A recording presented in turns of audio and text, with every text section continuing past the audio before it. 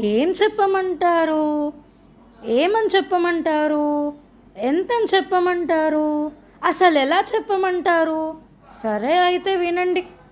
భద్రాద్రి రాముని చరణారవిందాల్లో గోదారమ్మ పారాయణయి, అలకనంద నది సంగీతం విని, పుష్కరిణిలో పాప విమోచనం పరిశీలించి, తపతిలో తృప్తిగా హరిభక్తులలాగా స్నానాలాడి, బ్రహ్మపుత్రతో బ్రహ్మాండాలను కాపాడే పయనం చేసి, గోమతి నదితో గోరుముద్దలు తిని, సింధు నదిలో శయనించి, సరస్వతి నదిలో శ్రీహరినామం, కృష్ణమ్మతో కృష్ణయ్య పాదాలు కడగగా నర్మదకి తెలిసింది నరోత్తముడు కాదు నారాయణుడని.